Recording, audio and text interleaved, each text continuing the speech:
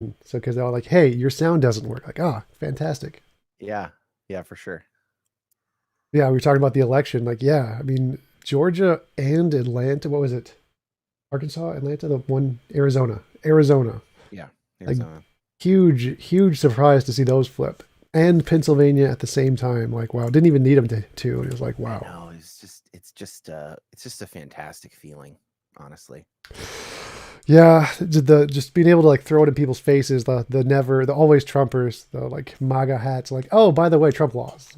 Did you hear Trump lost? Oh, hey, family members, have you heard Trump lost? Like, oh, Thanksgiving's coming up. Oh, that's gonna be fun.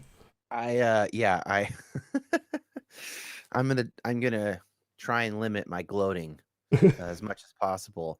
But it's nice to start out with some common ground here since I'm on the side of Yahweh and you're on the side of Satan. It's cool that we're at least on the side of Biden and Harris together. We have that in common, right? Absolutely, absolutely. I mean, I think they're only like seventh tier in the row of Satan. They're like somewhere down there.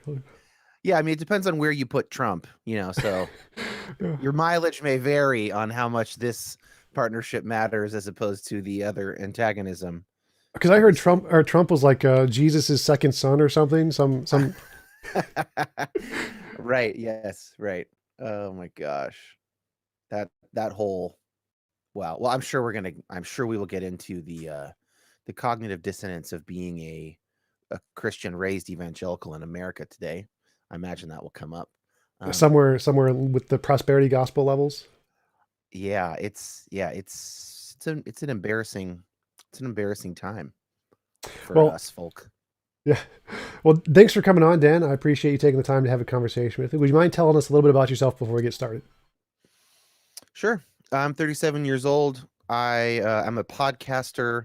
My show is called You Have Permission. I am a commercial composer by day. That's why you see these guitars behind me, and then this is a keyboard. I don't know if you can really see that that's a keyboard, but it is. And I am a doctoral student in counseling psychology right now as well. So working toward becoming a licensed psychologist. And I'm a Christian theist, man. And that's why I'm here. But compared to, let's say, your median Christian theist guest, I'm going to be very far to the left to use that shorthand. You interviewed Pete Enns. I'll probably end up in a very similar ballpark as Pete Enns and quite a distance from the apologists that you often chat with. I think they're probably good people, and it's mostly a waste of time to do apologetics.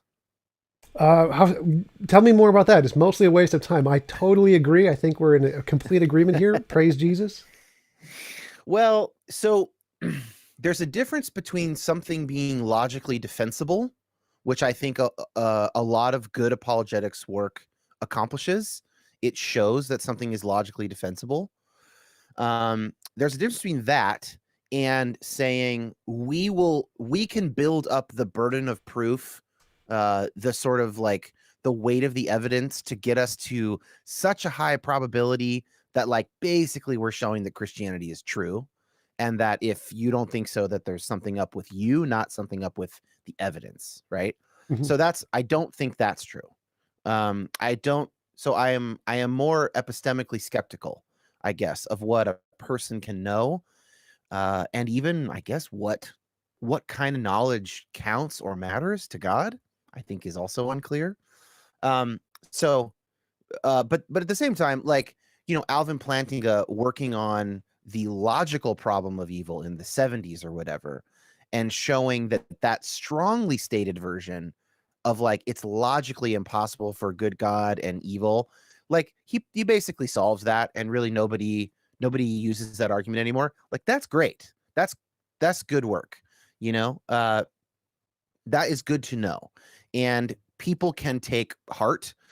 Christian deep thinkers can go, okay, cool. I'm not believing in like a clear paradox or a Square circle. clearly Like, ah, damn. right. Like that's good. But then you get to the inductive problem of evil, which is like, shouldn't some of these egregious evils not exist if God is good? Okay, well now we're fucking talking.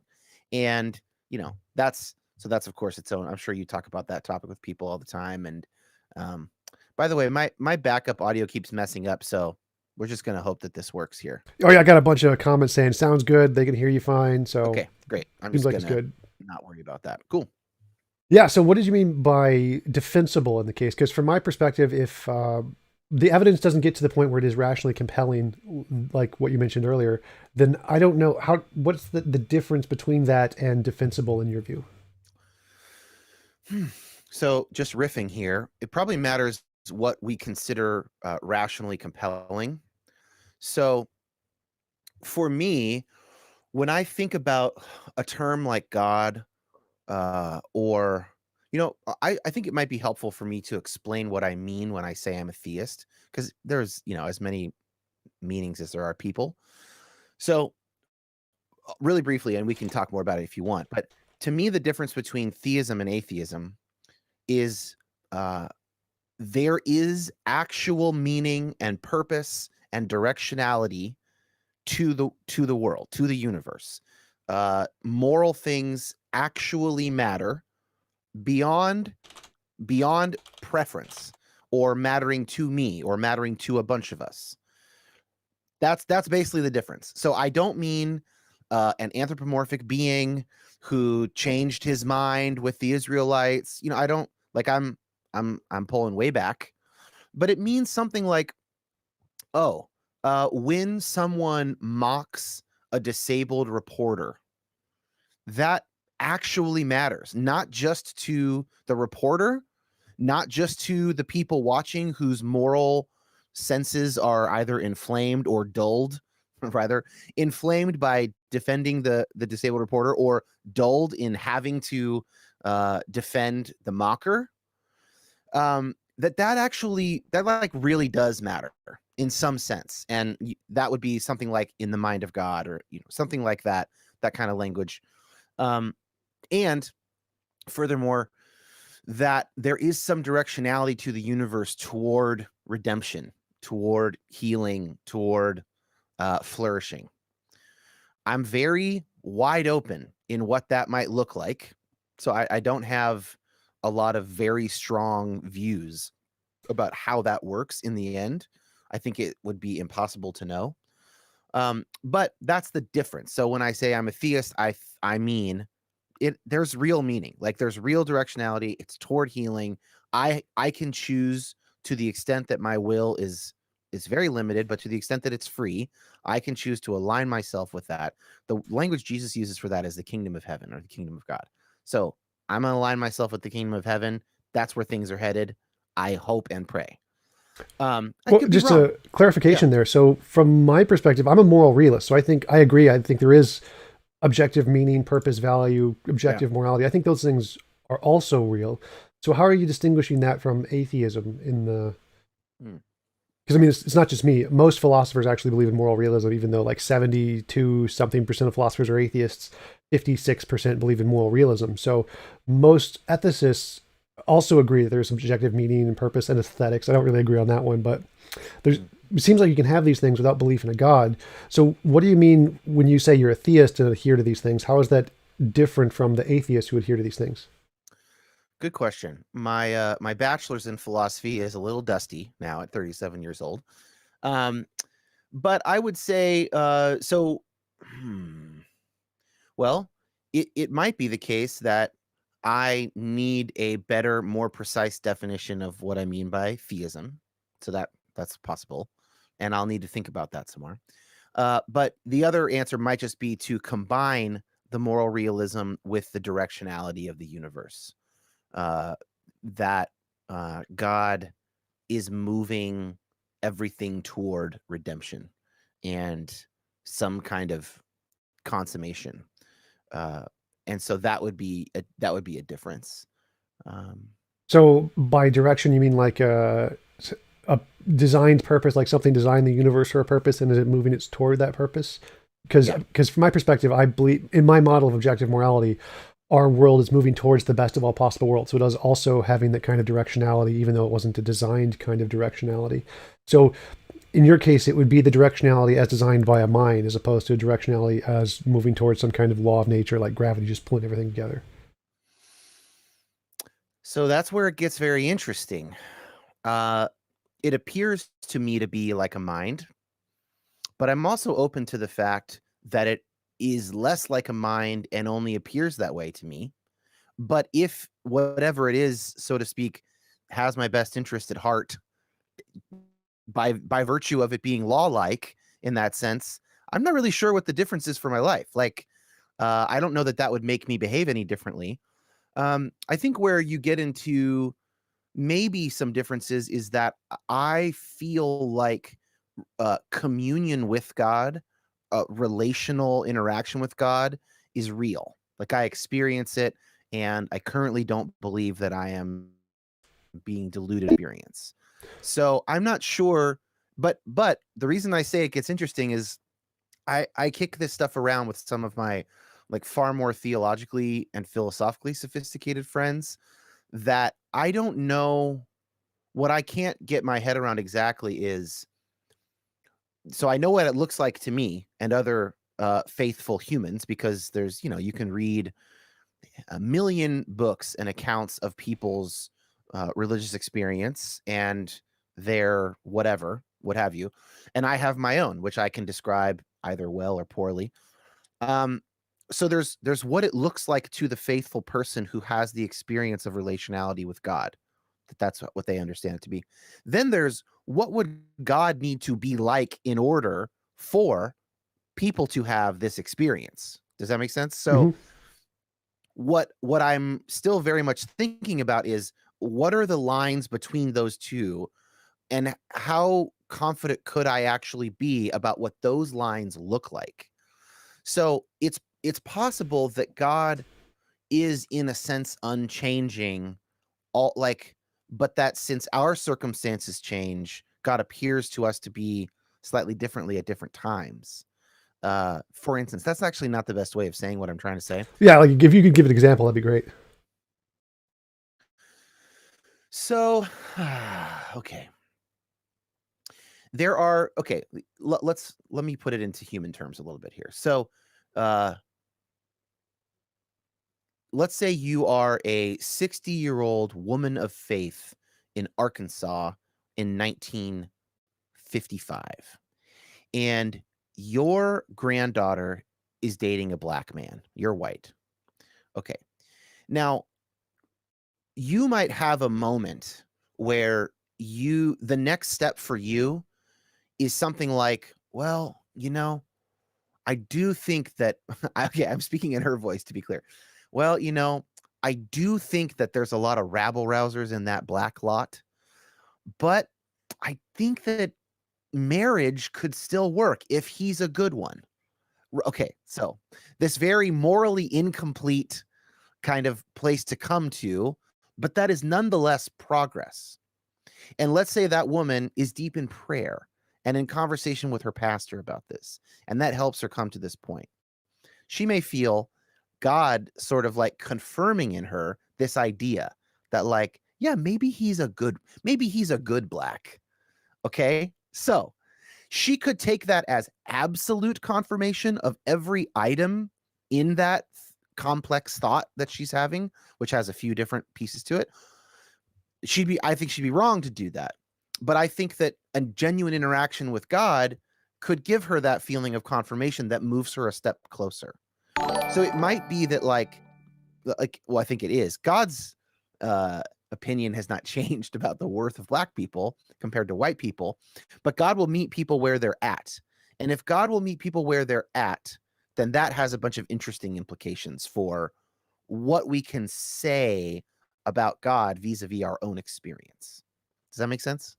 Yeah, absolutely. So, but my question to you is, how is that different from, say, people can experience connection with imaginary friends, or Mm-hmm. objects where they think are conscious that aren't, and say the Zeus Yeah. affirmed my belief or helped me to win the battle by zapping that guy with lightning or whatever, and they can feel the similar kind of reciprocity from some kind of a being that may or may not exist at all. Right. What does it mean to say that we can derive certain facts about a God from these experiences if we can still have those same experiences about things that are non-existent? What in my mind, what you've described is the capacity to have um, to believe we're having a relational interaction with a non-physical other.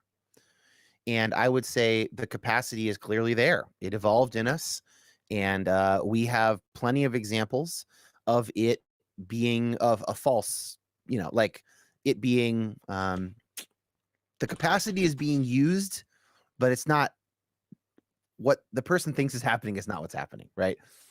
So an imaginary friend is a great example. And Justin Barrett, the evolutionary psychologist, talks about this I believe it's in his book Born Believers, that he thinks that imaginary friend capacity is the same cognitive machinery in a child that an adult uses to commune with God. The difference is just that if God actually exists, then that's the difference. And the question is, how confident can I be that I'm interacting with God and not an imaginary friend? I can never be 100% confident, which is why I don't engage in apologetics, basically. I don't think that's the route to take.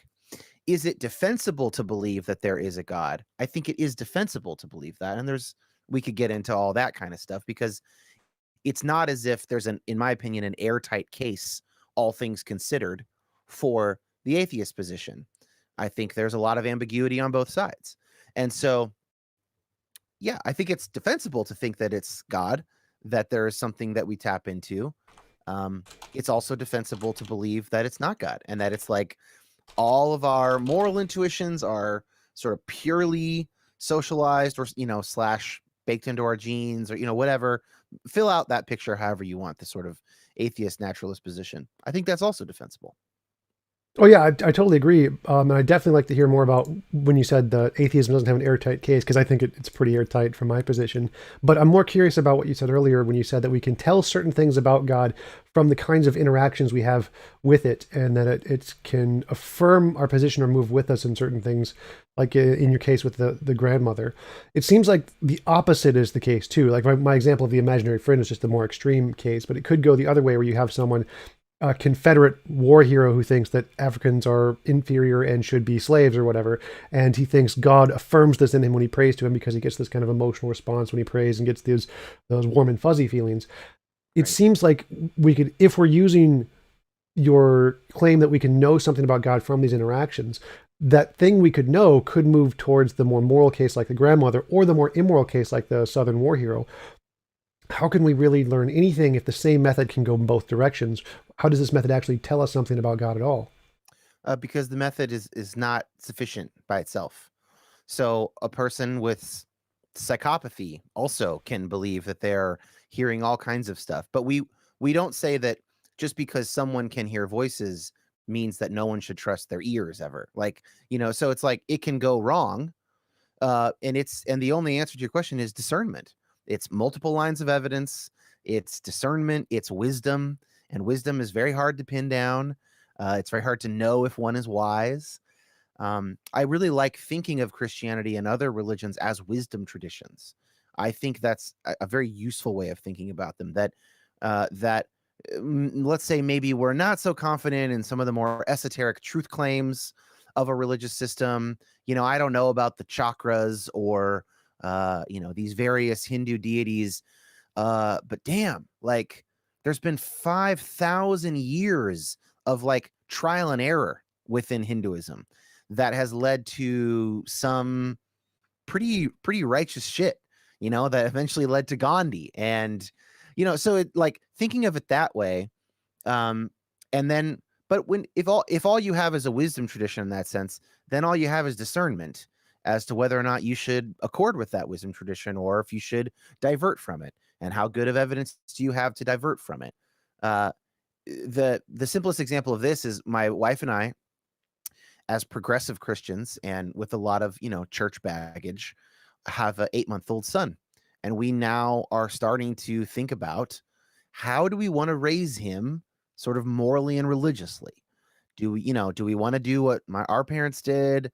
That seems like potentially an issue. Uh, but when it comes down to it, what we've sort of decided is like, we're going to take a modified approach to the Christian standard, because we think that the chances of us beating it by starting from scratch are low. Like some people have figured some shit out about like how to talk to a kid about God, and there's some stuff we will of course avoid, but that particularly so I'm beginning my own research career, I guess, but currently dissertation on religious and spiritual abuse, and so there are definitely some things I'm watching out for that we will leave out. But on the whole, are we gonna beat Christianity? I don't think we are. So and then even like and probably even like the way that you and I would raise our children would be quite a bit of overlap. And I would say most of that still comes from the Western Judeo-Christian tradition filtered through philosophy and the scientific revolution and all that stuff. So even then, we could nitpick that a bit, but that's that's the thrust of it for me.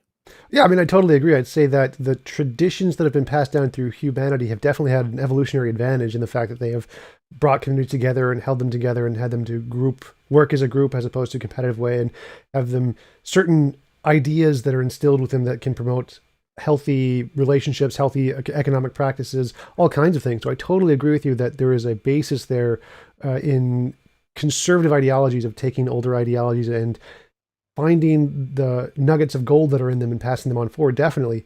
But how do we use that and confirm that our experience of a God is in line with that or against that? Because that seems to be the tricky part. If we take like the literal interpretation of the Bible, obviously there's lots of issues with the literal interpretation.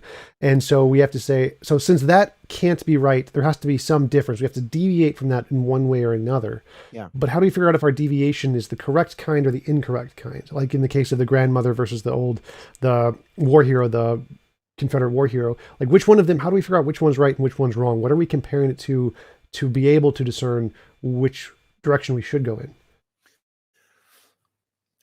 I would say the issue is less with can we figure out some sort of standard by which to discern it. Within Christianity, I think that's pretty fucking straightforward, actually. It's things like the fruit of the Spirit. Does it produce love, joy, peace, patience, kindness? Is the tree bearing good fruit or bad fruit? I don't think that actually that's difficult. I think what's difficult is getting past our own selves to be able to see that. What do you So mean? it's like getting past our cognitive biases, getting past our motivated reasoning, our in-group and out-group biases, getting past, in Christian language, our sin, our selfishness, our lack of virtue, right? That's the issue. I don't think that there are, for instance, 30 million Christians right now in America really struggling to figure out if Trump's actions are Christ-like. That's not what's going on. That's plain. What you do with that, measuring that against other requirements or tribal identity or whatever, that's where the problem comes in. So, if you're looking for 100% certainty that I know that my prayer experience aligns with the truth or not, we're never going to have that. But the fruit of the Spirit alone is like, okay, that can probably solve 95% of cases. And then there'll be some, and there are some, and these are often the things that split churches. So the debate around homosexuality, for instance, do we go with what appears to be the plain reading of the text, or do we go with these more like evidential, like what's the fruit of the tree, like, which I think people who lean that way tend to be inclusive. And of course there are different ways of looking at the text and there's ways around it, but most of the time, you know, I don't need a encyclopedia to know that Trump is an anti-Christian person in his actions, that he's not in line with the kingdom of heaven, right? Oh, I guess absolutely. you were asking more though about like our prayer experience, which is a little bit more complicated than maybe outward actions. But again, I would just say it's taste and see, again, to quote the Bible. Like that's not the issue for me. The issue is like, can I get past my own bullshit to taste and see? That's the real problem. Oh yeah, for sure. I mean, I think it's a really difficult issue to overcome because even in the cases like Gandhi or Mother Teresa, there are many immoral things that they did in addition to the many moral things they did. And so trying to discern, well, Sure. is this really the good fruit or the bad fruit? Because every human being is a mixed bag of both good and bad. Trump's more of the Correct. bad than I don't know where the good is. It's probably there. It's Or got to he be there puts all the somewhere. bad out.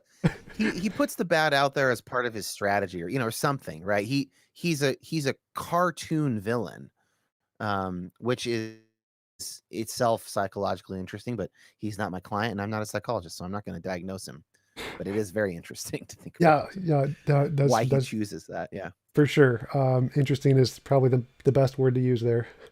So you mentioned Well, that. okay, you know what? Let's actually use an example from the Gospels. So there are a couple places in the Gospels where the writers have Jesus doing some questionable stuff. There aren't a lot of these examples.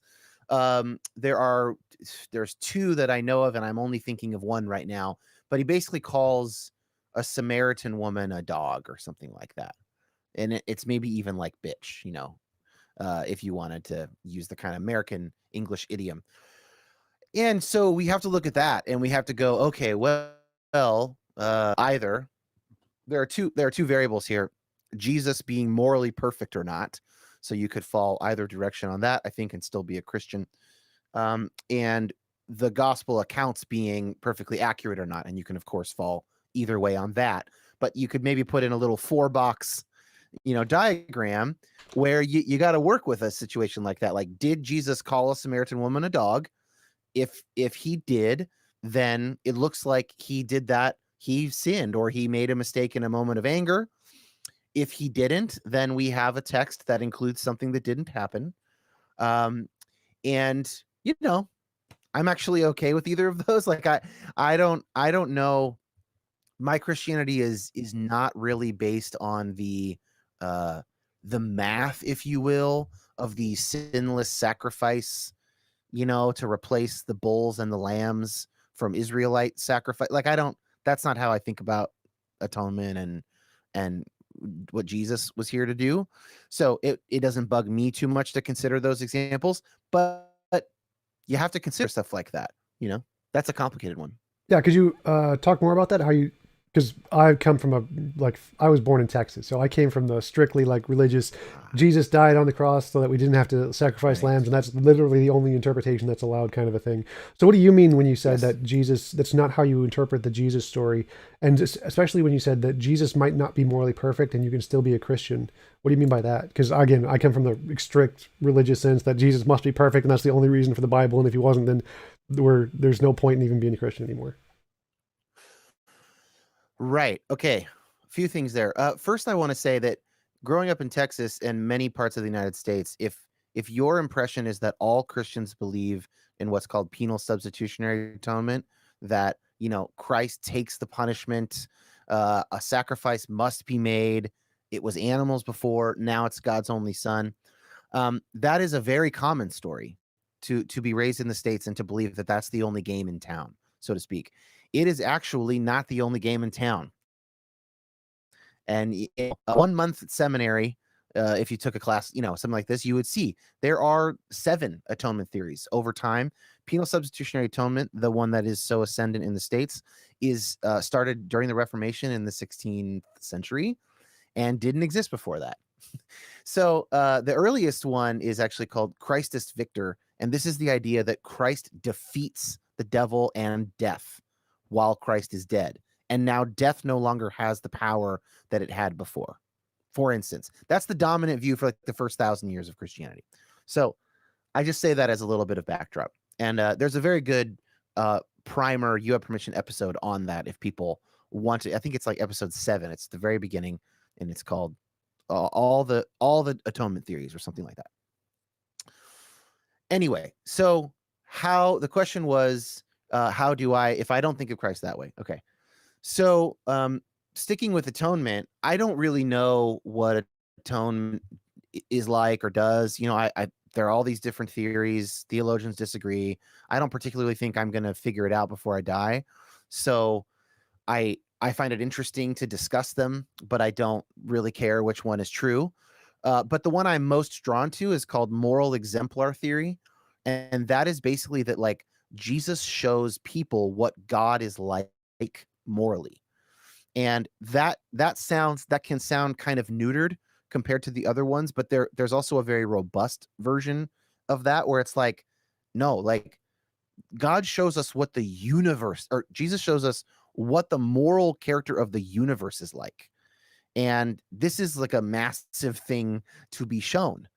And it leads to human flourishing. It leads to the flourishing of creation and the planet. You know, I being humble about the future.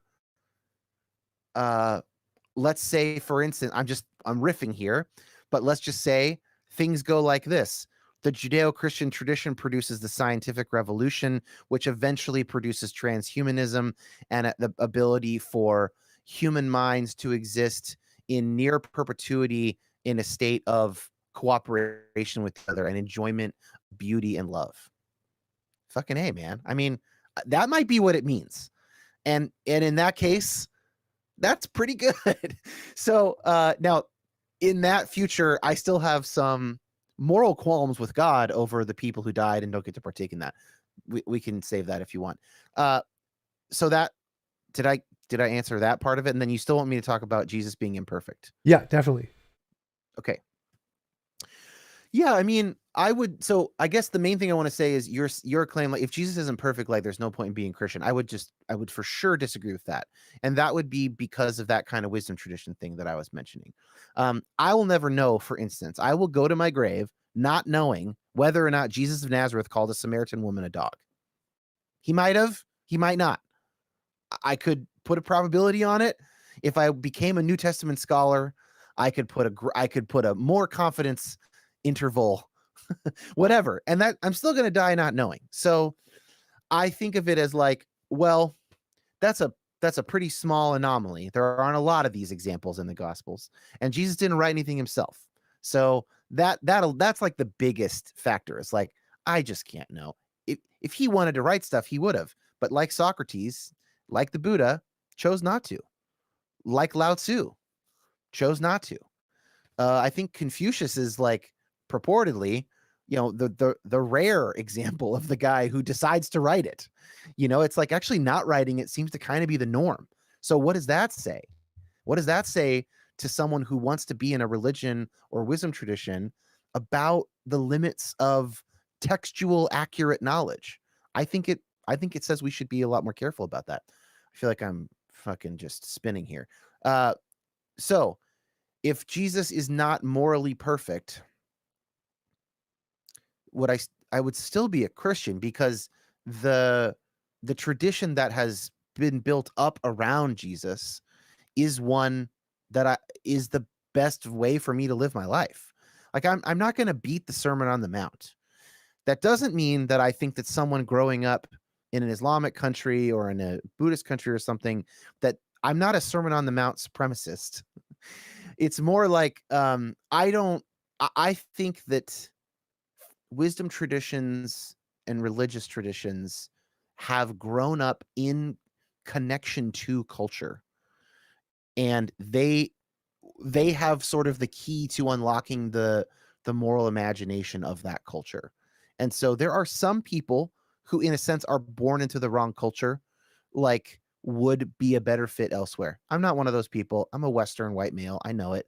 I studied philosophy. I'm becoming a licensed psychologist. Like, I'm very clearly in the Western tradition. I'm going to be a Christian.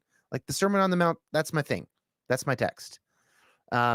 So even if it turns, and of course I'll never know if Jesus was perfect or not, but there are like sufficient different models of how to think about Jesus within this tradition that I'm going to stay in the tradition, and I will just maybe shift models. And I have a few times in my adult life.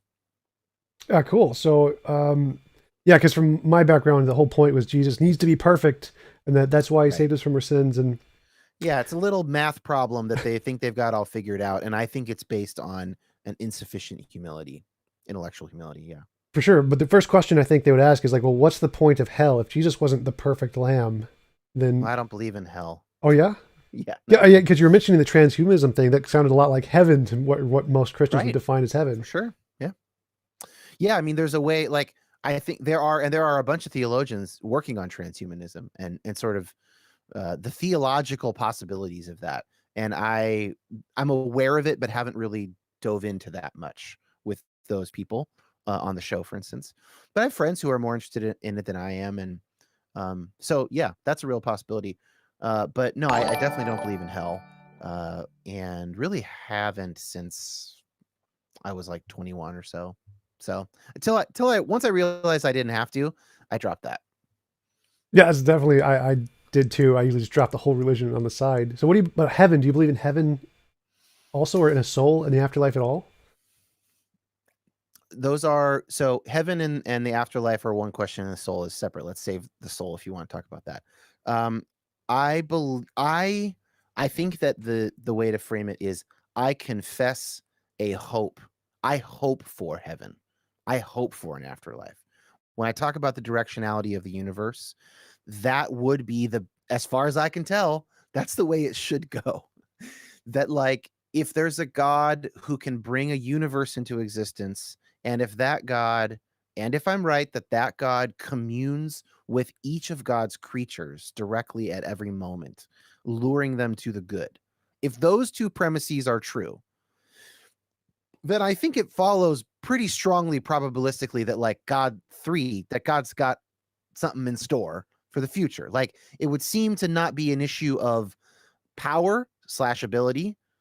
That would seem to be satisfied by the type of being who can bring a universe into existence. Yeah, like if you can And create a universe, I mean, come on, we can. Like, right now, it might not still look like the kind of pie in the sky stuff that some of us imagine.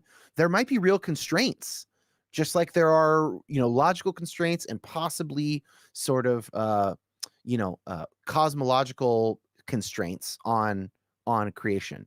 It may be another matter-based universe. It may be I don't know. It may be something that's slightly more Eastern to do with sort of consciousness, capital C. I have no idea. But what I'm saying is that this is the argument as I see it. And of course it's not airtight, but brought a universe into existence, I think, communes with creatures, I think. Therefore, yeah, there is there is such injustice in this life for those creatures that I believe are deeply loved by God, that a God with such power will use that power to that end. Not unlike the kind of reasoning I would imagine you've used to come to the best possible worlds sort of perspective. It's a similar kind of if then type of a thing. oh, for sure. So, but that begs the question, like what you mentioned earlier, the probabilistic problem of suffering. Like, if God's capable of making the potential heaven and this universe, then why didn't He make this universe into that more divine state without the suffering? Why did He make us in this world which does have so much injustice in it? Yeah, yeah. So I don't think that I can answer. Like I don't think I can ever be confident that I've answered that question. My favorite answer comes from the theologian Philip Clayton, who's at Claremont graduate school or seminary. I forget what it's called. And his book that he co-wrote with another guy is called Beyond Belief. If people want to dive into the argument, that would be much better to read that book. It's short than to hear me bastardize it. But there are very philosophically sophisticated ways of thinking about that have to do with agency, and that if God breaks human agency, though limited, that would invalidate the entire project. That's basically the nub of the argument. And I'm not like drop dead convinced by that, but I find it reasonably convincing that if the other stuff lines up, like that's a plausible explanation.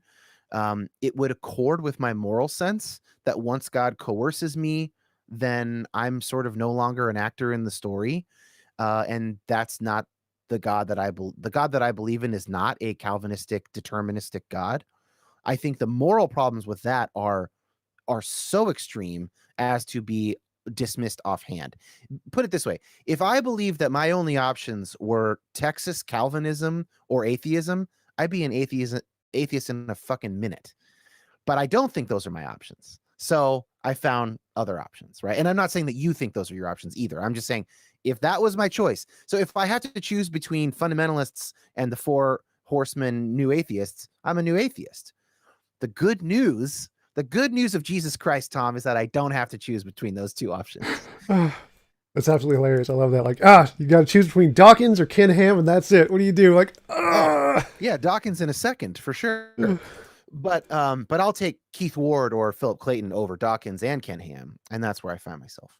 Yeah, I've talked about that argument, the free will defense, quite a bit. And my first thought is that, well, it seems like God could have created a universe that's far better than this one with the free will. Like, why does it need to be like this to have free will? Because, for example, like in the future, the transhumanism we mentioned, or you mentioned, is we could essentially each have our own world and do whatever we wanted with it and never hurt anybody else unless they essentially consented to be a part of our universe. So it seems like we could still have free will in a world that is essentially perfectly moral, that the only harm that happens would be consensual.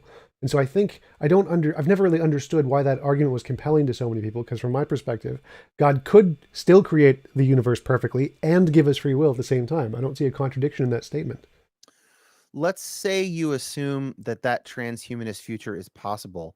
It does not follow, as far as I can tell, that that future would be possible from T1.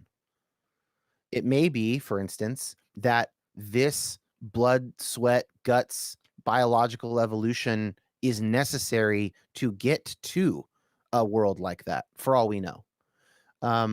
That's where, like, that's actually kind of, that is the nub of my issue with atheism versus agnosticism. Is that I think once we get to questions like that, I don't think I could ever have the confidence to make the agnostic to atheist jump.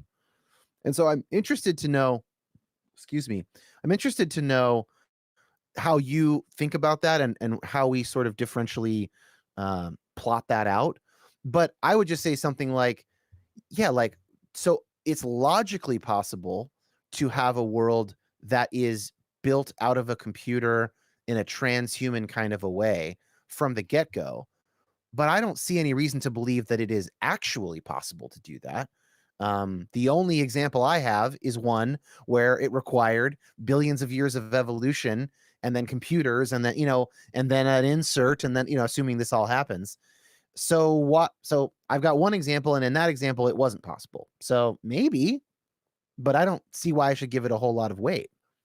Oh yeah, from my perspective, I see if God can create the universe, because the universe is far more complicated than the transhumanist world we're describing, it seems like it would follow that he should have been able to create that directly, because the universe is so much more infinitely complicated than just this transhumanist laws that we're describing. It'd be pretty easy to make those by comparison if we look at it, unless God can only do essentially like one thing, which is just create the universe and let it go kind of a thing. I mean, that's definitely a possibility, but it seems logically to follow, if we can do it and God is more powerful than us, then God should be able to do it. That would be my follow-up there. And to answer your question of how I get to atheism rather than just taking the agnostic position is, I mean, I agree with you that we can never have absolute certainty. That's not an option.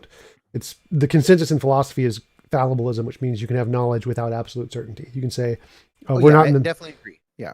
I'm totally on board with that. And so I think that we can conclude things are imaginary if you don't have some evidential way to differentiate if they're imaginary or not. So, for example, if I say leprechauns exist or whatever, if I have no evidence to indicate that leprechauns exist independent of my imagination, then it's reasonable to conclude they are imaginary. Agreed. And so I think the same thing would apply to a God. If there's no evidence or methodology that we can use that can indicate God exists outside of our imagination, then it's reasonable to conclude he is imaginary, and therefore I could be an atheist.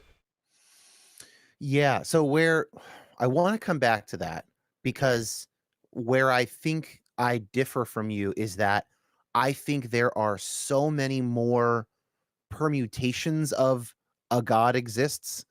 There are just so many ways of thinking about that actually I can't rule many of them out in the same way I can leprechauns. So, but to really quickly go back to the transhumanism thing, if that's less complicated and God can do more complicated things, I don't know that that follows, because whatever the thing that we can do as transhumanists, if we get there, we can only do with human brains, which are the most complicated thing in the universe. And I don't think it's clear at all that through transhumanism we can create new consciousnesses that don't require brains, that do have a conscious existence, that don't need billions of neuronal connections. Like, that's a leap. I mean, that's a faith statement, basically. If you say we'll be able to do that, if you knew that we would be able to create conscious beings that didn't need a physical brain, well, then I think it would hold that, okay, so God should be able to do something more complicated than we can do. But I don't currently have any evidence that we'll be able to do that. So still anything we're doing in that transhumanist realm is based in a meat sack brain, which did take billions of years to evolve. So, that's where I'm just like, maybe there's a universe that God could have made that didn't require that, but I don't know how confident to be about that. So if we could make artificial intelligence, for example, would that show that it's possible to create a consciousness without a brain? No, I don't think so.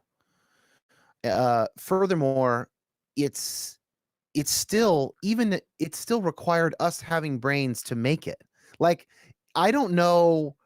I feel like in some sense you're assuming the God of classical theism here, the like immovable, all powerful, omnipotent, omniscient, or whatever. I don't believe in that God. I don't think that God is sort of philosophically feasible. If I posit a God like that, then sort of anything logically possible becomes actually ontologically possible. But I don't think that God exists. So that might also be another little disconnect for us, is that we're actually thinking about God differently in that sense. Like, I think of God as like, I think of the entire universe as within God. I'm a panentheist at this point in my life. And we are like a big part of God. Like, and insofar as our brains are the most complicated thing that we are aware of in the universe, unless there are other things of similar complexity, we're as close to God as it gets in the universe. And the stuff that we're doing is like maybe not that dissimilar to the stuff that God does, except that God's got a different canvas to work with because of, the universe. So that's just another area of kind of interest there that's popping up for me. Yeah, the way I definitely think about a God as a disembodied mind, essentially, is how I think of it. And so, Yeah, so I don't think of God. I think God is embodied in the whole universe is God's body, but God but also has more than that. does he have a mind? Is he conscious in your view? Yeah, I think I like Clayton's term. God is at least a mind, or at least minded. In the way that we tend to think of like will, directionality, decision making, or something like that. Yeah. So if And God is yeah, minded, then then it would follow that since we can conceive of a world like the transhumanist world, and we can build one, then shouldn't God, who also has a mind, be able to do the same, or do our minds have more but he did. capabilities? He like us building transhumanism is God building transhumanism, I in mean, my like in a view. shorter time period, like directly going from universe to brains, like Boltzmann brains or whatever, which is a brain, essentially a kind of consciousness that can be created from the universe without like a planet evolving from it. It seems like we could create brains without evolution. Like we could create an artificial intelligence. And even though we came from evolution, God didn't. And since God also has a mind, it follows that he should be able to create artificial intelligence too, wouldn't it? I don't know that God didn't come from evolution. I mean, that's exactly the kind of thing I'm talking about, where I'm getting into like waters that are so murky that I can't go plus or minus 50% probability on some of these things. And once I get there, that's where I would have to stop at agnostic.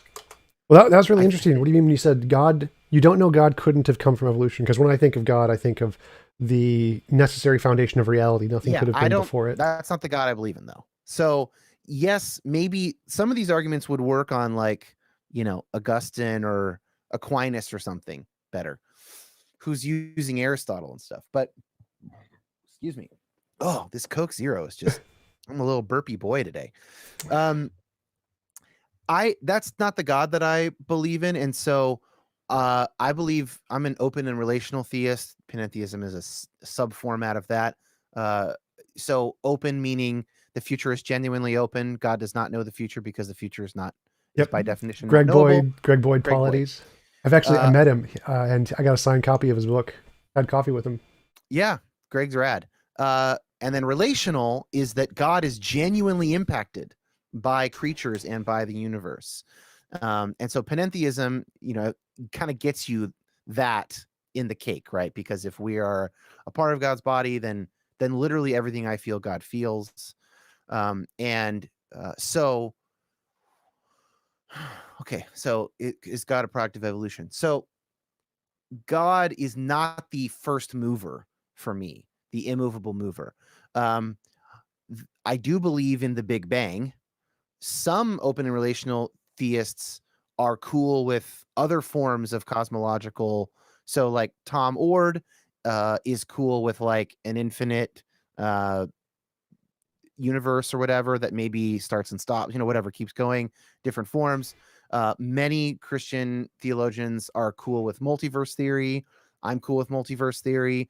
I just think that like there are a lot of different possible ways that God could be with regard to how God came to be. Maybe God came to be through some other process, and God and we are part of God's universe, but that doesn't mean that like our God is the only such being in all the universes. I'm not sure how I could ever know that other than supposed logical proofs for the first mover, which I don't find convincing. So again, that's a 50% probability for me. There's no way to put that above or below. And so I'm not going to want to reject theism on those grounds, because then I think I'm assuming too small of a picture of what God might be like that would still be consistent with basic religious claims and religious experience, for me, more importantly.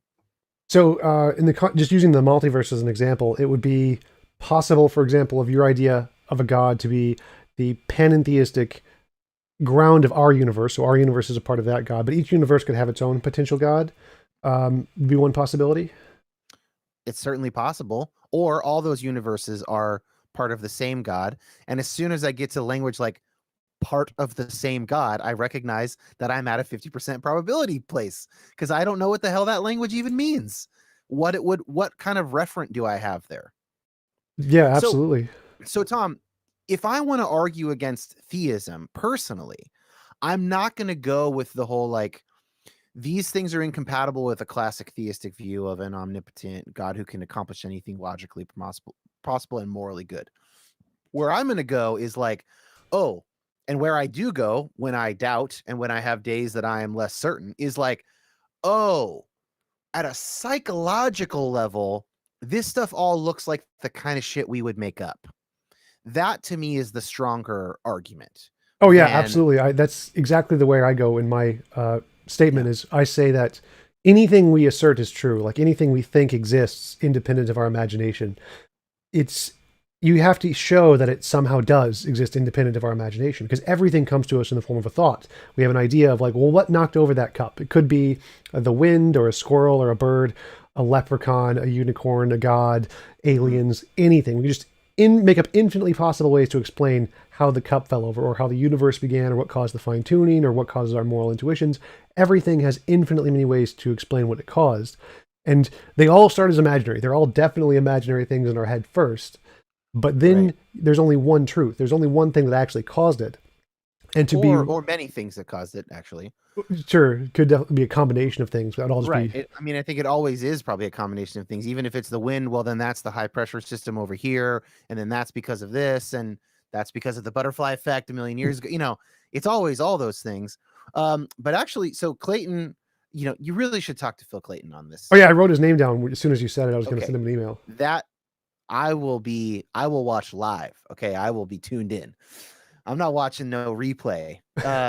So, but he says that he thinks there's reason to think that the existence of the cosmological constants, the fine tuning, is evidence of something mindful, and that seems to me more than 50% probabilistic. Because I certainly can't think of any other way you get those things set. The other option is, of course, the like multiverse, infinitely generating universes or whatever. But he says, and I find it convincing, that actually just kind of kicks the same can down the road. So then what's the principle that comes up with infinitely possible universes such that we get these ones? There's still something to explain there. It's not my area of expertise, but just anecdotally, I've never been really convinced that multiverse gets you out of fine tuning personally, the fine tuning sort of minded argument. Oh yeah, absolutely. I've had I think 3 or 4 different professors of cosmology on talking about that. One was Robin Collins, who's like one of the world leading experts. William Lane Craig quotes him all the time. And we had a really long conversation about this. My response to the fine tuning argument is, well, who fine tuned God? Basically, the argument goes like this: is that if we look at all the constants of the universe, a life permitting universe can only come about by a very small combination of those constants. And if you change them in any way, then we won't have a life permitting universe. Therefore, to think that they came about in this way is like seeing a dice that has one red side and a million blue sides and it's landed on the red side. Well, this is very strange. It must have been designed. But the same thinking, like you mentioned kicking the can down the road, the same thing applies to a god. Like there could be infinitely many different types of gods, and just as many as there are combinations of the constants in the universe, and the number of kinds of gods that would create this kind of universe is equally as small as the number of kinds of universes that are life permitting. And so to say that there was a kind of a god that would create this kind of a universe as opposed to a different kind of a universe, who fine-tuned that god to make sure it was the right kind to make this kind of universe? Either there's something prior to gods that is just generating infinitely many kinds of gods, and this is just the one god that we ended up with, or this god must be determined by something to make this kind of a universe. The theist's response is usually, well, there's some property in God's nature that causes him to make this kind of a universe. But we can say the same thing about the universe itself. There's some property. I think Clayton would. Now you really got to ask him. But if I recall correctly, I think he goes, no, there might be something about all gods and all universes that is this benevolent thing. And so he might actually agree with you most of the way there and do a different move than a classic theist would do. But I don't. Now I'm way out of my. Now I'm like so far out of my own. Oh, I think you're right. I think you're absolutely right. That's exactly the way that Robin Collins went. He says that there is a property within God's nature, which is his moral nature, which gives him a reason to make this kind of a universe. Yeah. The problem with that response is that we can say the same thing about just the universe or the multiverse and say the multiverse. I think that Clayton goes further, but I can't. I don't have the right language for it, so you'll have to. Yeah, I'll definitely send him an email for sure. Yeah, and let him know that I'm vouching. You can say that Dan Koch vouches for you. That might help. Yeah, the reason I'm annoying you is because Dan Koch told me to, so you can bother him. Just blame him. Bother him about it. Yes, exactly. So I don't want to speak for him there, but I do think that actually he would go a different route there. But I read that like a year ago, and now it's just kind of fuzzy. Yeah, so, for sure. But yeah, to go back to what you mentioned about the psychology thing, like, yeah, I totally agree. I think that type 1 and type 2 errors, the false positives that we get, like if you hear a rustling in the bushes and you think it's the wind and you don't run away, you get eaten by the lion. But if you think it's a lion and you run away, you survive, even if it was just the wind. Totally. And so we have a psychological proclivity to think there is agency to things which there may not be any agency there because it was beneficial to survival. Hyperactive agency detection, as Justin Barrett calls it. Yeah. Yep. Yeah. So I agree with that. That's a very likely, if not the most likely, candidate for the evolutionary mechanism by which we get this ability to perceive agents, invisible agents or whatever. But again, here's my 50% on either side. Suppose there's no God. Well, that explains why people think there's a God. Suppose there is a God. Well, that explains how those people can interact with that God. And if you're a God that wants to interact with people, you would really favor a universe where creatures get hyperactive agency detection.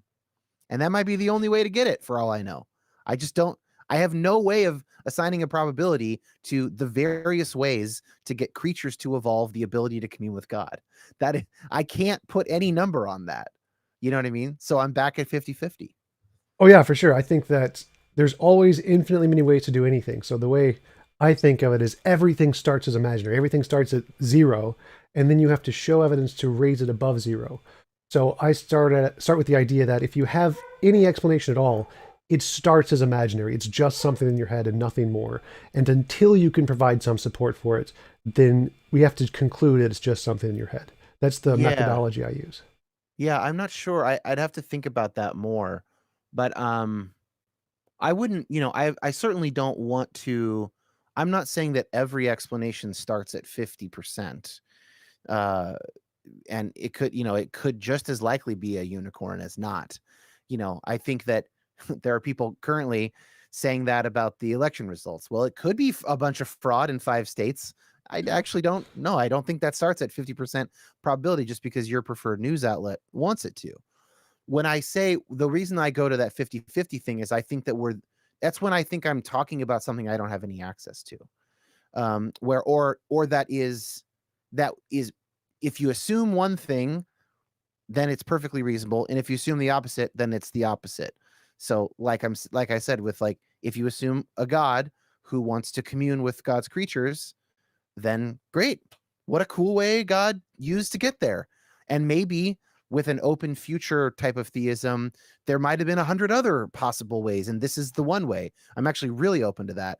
I think that the work around cephalopods and octopi is really interesting, that they evolved. The furthest back shared ancestor is like a bottom dwelling ocean worm. And then every other thing about their nervous system and our nervous system evolved separately. And so I don't know how into this stuff you are, but their brain is like throughout their whole body, basically. And their limbs, their tentacles are a part of their brain. And it's a much more decentralized nervous system. And given enough time, like, we will probably pollute the oceans before then to where it's unlivable. But on another planet, for instance, that didn't have land dwelling creatures to pollute the oceans, it's and given billions of galaxies with billions of stars in each of them, I believe there are underwater creatures communing with God and praying, and they have, a totally different a different moral matrix, different metaphors. I don't know what language is like for those creatures. That might be it's really fun to think about. I'm way open to all those possibilities. And so that's why just simply saying, oh, look, it evolved to avoid tigers, to avoid, type 2 errors. Sure. Like, yeah, it did. That just to me says sort of nothing either way about God's existence. Oh yeah, I totally agree. Have you heard of the problem of underdetermination in science? I don't think so. So the problem of underdetermination is that any set of empirical evidence can be explained infinitely many ways. You can always come up with explanations for what did this. Right. You could say the entire world was created by magical pink bunnies 5 seconds ago, or 2 magical pink bunnies 6 seconds ago, or 3 magical pink bunnies 7 seconds ago. And so there's always infinitely many ways to explain literally everything, just everything about the universe in its entirety. And so from me, it doesn't start at 50-50. It starts as they all have 0. Since there's infinitely many possibilities, the probability of any one being true is exactly 0. And so I start at it from that perspective and say, everything we come up with, even if you're the first one to come up with an explanation of what caused X, is just one of infinite possibilities. And so the probability it's right is 0 until you can move beyond that and say, I have a reason to believe that my imaginary explanation conforms to reality because here is some method that we can differentiate the imaginary alternatives from reality, which for me is science, novel testable predictions. So until we have some kind of applicable method that can differentiate imagination from reality, I conclude all of them are just imaginary. It has a 0 probability of being true. It's just something in your head, until we have that further level of justification that this is not just something in your head. Well, sure. I mean, I take it the implication is that there aren't very many such claims for Christianity to be true or something like that. But I would consider, so I would probably not agree that the only way to get from 0 to closer to 100 is through scientific inquiry. So I would say there are other ways of knowing and other forms of knowledge. And I would say, for instance, something like the way that Jesus seems to have tapped into something, and the power that has had in people's lives, and the centrality of his and the Buddhas and Lao Tzu and these other examples, Sri Ramakrishna in more recent times in the Hare 19th Krishna and religion? 20 No, not the Hare Krishna religion. This guy is different. They have a lot of Krishna is in a lot of names in India. Sri Ramakrishna was I guess kind of like an interfaith mystic and spiritual teacher in India, I think in around like the middle of the 19th century. And just by all accounts, a tremendous person, and founded another school of Hinduism. But I use him as an example because he's closer in time to us than Jesus or Socrates or whatever. But these are all like these people were tapped into something, and in some sense, the proof is in the pudding. I So, can't. so just to clarify, Yeah. you're saying that because they had such a profound impact on the world, that's evidence that their something behind them was true about the universe. Some of their belief system about spirituality was true because they had a positive impact on the world. Yeah, I mean, if you want to think of it like expertise of some sort, like expertise is one way of knowing. So it might be true, like for instance, if Dr. Fauci does not himself, he has not himself done all of the primary research on everything he knows about epidemiology. He stands on the shoulders of giants, of other people who've done the work, and expertise is a way of accumulating and consolidating generations of knowledge, right, in the scientific world. But I think that expertise applies elsewhere too. And I think that Jesus and Socrates and the Buddha had some kind of expertise. And the proof of their expertise is in the pudding of what came after them. And so that's not a 0 out of 100 for me. The claim that Jesus reflected God or something, let's use a watered down version of a basic Christian claim. I don't think that's 0 probability, because like hospitals were invented by clergy and science was invented by clergy, and there's still a bunch of really dark shit around the Holy Roman Empire, and so that we have to look at it all. I'm Crusades, not. witch hunts. Yeah, crusades, right? Witch hunts. I'm not trying to paint an exclusively rosy picture, but it's not 0. Like, yeah, that's I guess what I'm saying. Yeah, I think that's really interesting. I'll have to think about that more. But my initial thought is like appeal to consequences. The fact that something has an impact on society doesn't seem to be relevant to its truth in one way. Because, for example, flat Earth was prevalent at one point. Ptolemaic astronomy was relevant at one point, but I don't think its truth was indicated by the fact that many people believed it or that it had a big, profound impact on society at the time. I would not include that into my method of trying to raise it from above 0. I guess so. Jesus says, come and see, taste and see. He says, you have to lose your life in order to gain it. That's the big Joseph Campbell thing, the hero's journey of like, there seems to be something about subsuming oneself to something larger that unlocks, that a lot of people report, and I would include myself, unlocks a better type of living. If that's true, I don't know how you quantify that, scientifically or something. And yet that's a kind of experiential knowledge. It's an experiential knowledge with like much murkier language around it, which is why I try to hew to a very high level of theological humility around the language. But it's not nothing. And in fact, arguably, it's more important than any of the purely abstract and scientific stuff. Well, not all of it. For instance, if you wanted to get rid of your cancer so that you could continue to live, that would rise to a very high importance level. But it's the kind of commitment that the religious traditions call people into, the life of service, is not a purely rational thing. It's not a purely cost benefit thing.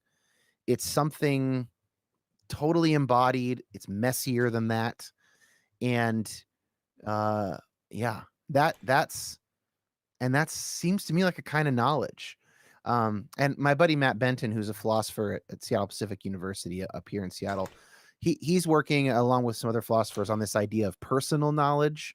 And I don't want to bastardize his work, but there's some interesting stuff going on right now in the philosophical community about what does it mean to have knowledge of a person. That is in some sense, it's a distinct form of knowledge. It's different than empirical knowledge. It's different than, expertise. It's different than whatever. Yeah, I'd definitely be interested to hear more about that, because when I think of what does it mean to know a person, it's usually just some kind of sense experience of what the other person is like or something. So I'll Yeah, he's definitely definitely talking about something else. Yeah. I'll contact him in that to ask about that. So, but you mentioned like if you could unlock a better way of living through a religious belief or religious connection, I definitely agree that would count as evidence because that's a novel prediction. You're saying here's something new that we Yeah. don't know about the world, and if we follow this method, we'll get this something new. Definitely, that counts as evidence from my perspective. But my Interesting. question would be is like what you mentioned, how do you demonstrate that this is actually true, that there is this actually better way of living, and it's not just an imagined thing? Because I was talking to You just several. live your life. This is why I'm not an apologist. I don't think you can really demonstrate it. I think you can invite other people into it. And actually, and I'm sorry to cut you off, Oh, it's totally but fine. Schleiermacher, who is the grandfather or father of liberal Christian theology, uh, 18th and 19th century German guy, he really emphasized personal experience and really de-emphasized the kind of high and mighty abstract theological work. And he actually said, for him, becoming a Christian would be impossible without other Christians. That, like, actually, Jesus passed Christianity on to his disciples, and then you can't even do it without a person to show you the ropes, basically. That is the way it happens. That you basically only see the truth of Christianity as it is lived out in a Christian life. Now, I'm not saying he's necessarily right about that, but that's a much more compelling way to think about it to me than, well, you could check out these 4 arguments from Anselm and then you go to this and it's like, no, no, no. I know this woman and she did this for her community. And for her, this was linked directly to her prayer life. She gave me this book. I read it. I started doing this kind of prayer. It resulted in me being this better kind of person. Okay, that's the kind of proof I'm talking about. Like, that's the proof I want. That's the proof I think is far more important. And I'm willing to punt on so much of the abstract stuff. Of course, I still love shooting the shit, and that's why I wanted to talk with you, and that's why I talk about theology and It's shoot the fun, right? abstract shit all the time. I love that. That's actually what I am more personally attuned to. But in terms of what I actually think matters for human lives, it's the other stuff. It's the, like, are you willing to try and live for something bigger than yourself? And I should say, as a hopefully budding spiritual abuse researcher, that kind of thing can be very misused, and people can be seriously abused and manipulated through that kind of a thing. So I don't mean in all cases everyone should always submit. Uh, no, just like I don't think in all cases you should always turn the other cheek and not punch somebody back. I'm not a true pacifist in that sense. Um, so but that aside, it's like, yeah, it's like, come and see, live it.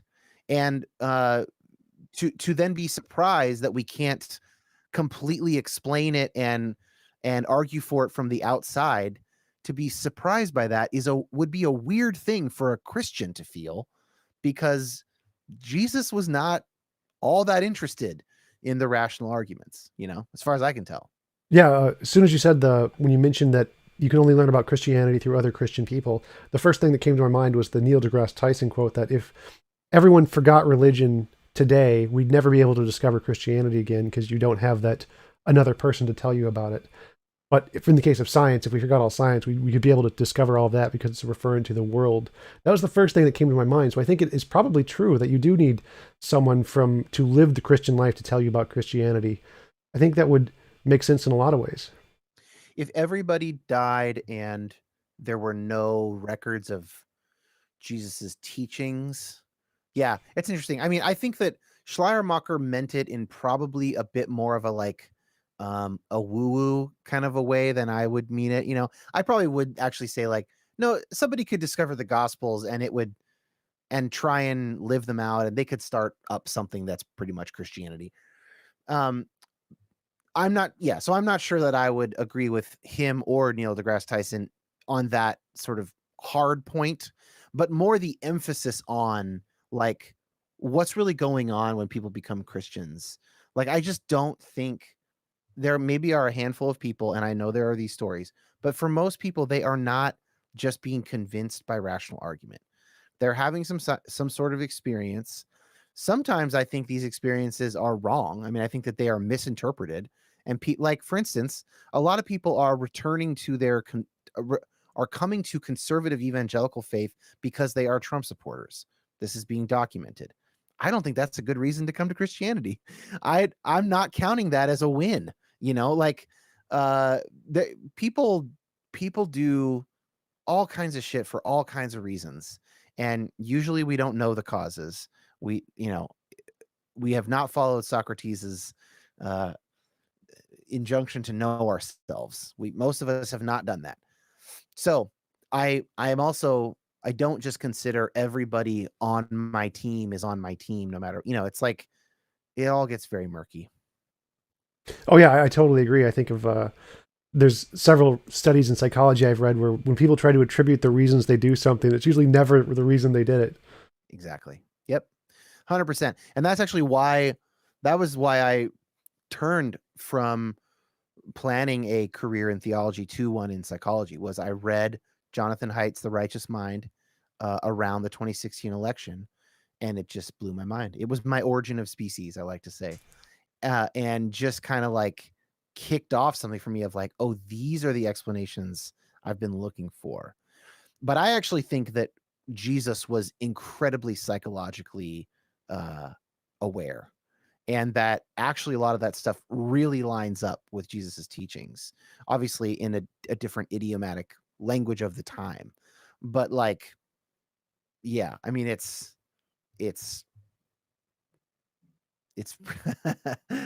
oh, when you realize, for me, it was so liberating actually to realize, oh, like people don't do things for the reasons that they think they do them. Okay, we can move on, like I can, and neither do I, and okay, so that's where the work needs to be done, on Yeah, it's myself. definitely one of the most interesting fields studying psychology and how the human brain works and how we post hoc rationalize everything we do to make it fit our worldview. Yep. Daniel Yep. Kahneman's work, really love him a lot. Yep. Yeah, me too. Totally. But yeah, I think I can, I can, I relate a lot of ways to what you said earlier when you said that you can have different teachings and principles that you can identify with based on your culture. Like you mentioned the Sermon on the Mount. And I think I can definitely identify with things like Buddha's save all suffering beings everywhere. I love that one. And lots of Socrates' work. I can definitely see how those can definitely be very compelling depending on your background and how those sentiments can um, invoke your personal values. Yeah. Yeah. I was thinking actually this morning, I was thinking of kind of separating my faith into three tiers. There's like cognitive beliefs, there's that personal values, and then there's like behavior and practices. And I think I'm actually sort of least interested in the cognitive beliefs, or I think that they're the least important. And so the values for me are clearly coming from, I'm aware that they are Christian values. It's Sermon on the Mount. It's the parables that Jesus teaches. That's really the center of it for me in terms of what I think is most important in the world. And then in my behaviors and practices, on the one hand, my behaviors prove the basic truth of Christianity.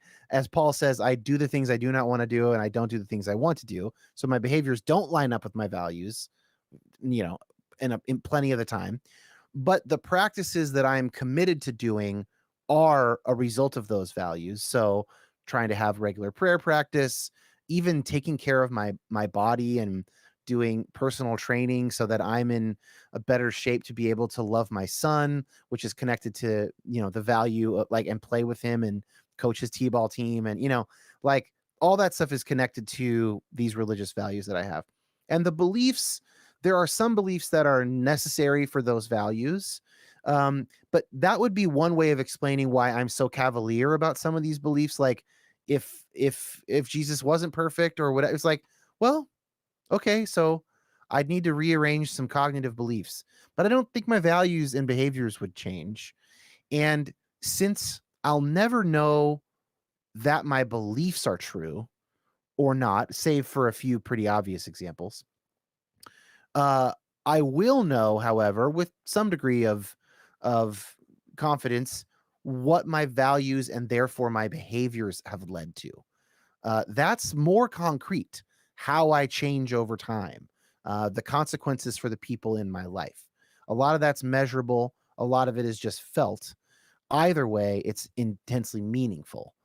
And so I think that, yeah, that I think that kind of gets at why I am, just not that worried about a lot of the cognitive stuff. And when I hit some of those, as I call them, sort of 50/50s, it doesn't really bother me because I just know I'll go to my deathbed with that at 50/50. Maybe it'll go to 55/45 or something, but you know, Yeah, and I totally agree. I think that the value of life and happiness supersedes everything else, even truth. Like people have asked me that on my stream. Would you choose to believe something if it made you happy, even if it was false? I'm like 100% yes. I don't even care. I'd give up truth in a second for happiness all the time. And I think that because I've lived with major depression for most of my life, I know the value of happiness and why it's so important, especially in human society and trying to build a better life, even if it may be based on things that may or may not be true for sure. I'm really sorry to hear that, dude. I've got sort of chronic panic disorder, but it. I think that that's easier to deal with than major depressive disorder because it's acute and I can have long seasons where I don't have panic attacks for a while. Uh, Whereas, yeah, depression that can rear its head all the time. Yeah. Um, I think it's cool that you try and, you know, I really value. I watched a bunch of clips, when you asked me to be on the show, and um, there are. I don't love the TJump owns whatever compilations. I don't know if you make them or somebody else makes them. I think that stuff's probably unhelpful, but um, you do genuinely, interact with people in an honest and open way, and I think you're trying to put something helpful into the world, and I think that that's awesome, and I thank you for it. Thank you. I really Um, appreciate it. and I understand that if you are battling depression, that it can be hard to be motivated to do that, and so I also appreciate you pushing through that lack of motivation when I'm sure the times that you feel that way. Yeah, absolutely. I'm surprised that you really get that just from hearing that, because a lot of people don't really understand that when they hear the depression. Like, oh, you must really enjoy doing this YouTube stuff. You do it so well. Like, really, it's kind of a burden that I have to keep pushing through a lot of the time. Yeah, that's where the kind of values thing. This is something that we talk about in our training as psychologists. Is like when you're working with a client, uh, core values that people have are some of the most motivating things that they have, and um, so I feel like I'm more interested in a non-Christian whose values are pushing them towards health than a Christian whose whose Voting for values Trump. they yeah, or either their values are ones I don't think are good, or they're not able to actually get to their values because, and that's probably more what it is that they're not able to pursue them because they have so much anxiety or so much whatever. I'm using that in the broad kind of psychoanalytic sense, the Freudian anxiety, like they know they're going to die and they are afraid that people won't accept them, and so they're operating, terror management theory. I don't know if you've read anything about that, but that's one theory of how a lot of religious belief comes about, is that Oh it's yeah, a that's way to the soothe our. foundation of nationalism. They find a common enemy and say society is being destroyed by this common enemy, and you need to be afraid and find solace in this specific ideology that we're Yeah, promoting to save you. and transcend your own limitations. So all that stuff in play is like, if it happens to call itself Christian, I still don't want anything to do with it. Like I'm not like a Christian team guy. I think that, in fact, ever since reading Jonathan Haidt, like my favorite verse maybe in the Bible is Jesus saying, "The road to life is narrow and the road to destruction is wide." I don't think Jesus is talking about. Well, I don't know what he was talking about. I'm not applying it to salvation. I'm applying it to life. Like the road is narrow that leads to life and flourishing and truth. And so, just like I think that most non-religious people are missing out on something, I think most Christians are missing out on something, on a lot of things. I think most of us are missing out on most things most of the time. Oh yeah, absolutely. I think that that is the common struggle of human existence for sure. Yeah. I think that's a But great place to actually try to well, wrap yeah, up because that's fine. We can wrap up. I just mean, but there is that narrow road for me. And so and I think, and by the way, I think you see that too. I think that probably there is, if we actually had the time to break down not just our beliefs, but our internal motive, like if we had spent an hour and a half talking about our values and our practices, I bet we have way more in common than when we just talk about our cognitive beliefs. And I'm fine with that. I think that the struggle is in the struggle is in pursuing that narrow path. For me, Christ is a part of that and has become an indispensable part of that, but that's not the only way. And anyway, okay, I'll stop preaching now. oh, I think that's the good kind of preaching. I totally agree for certain that trying to find that narrow path and what leads you to it for everyone is the journey of life. And there's lots of different ways to get to it, but there's very many more ways to get away from it. And finding that Yes, is the challenge of life. agreed. Well, thanks for having me, man, and I wish you the best with the depression. That's a bitch. Thanks. I appreciate it. It's great to have you on. Fantastic conversation. And I will talk to you later. I'm sorry for talking so much. Thanks for having me. See you Bye. later.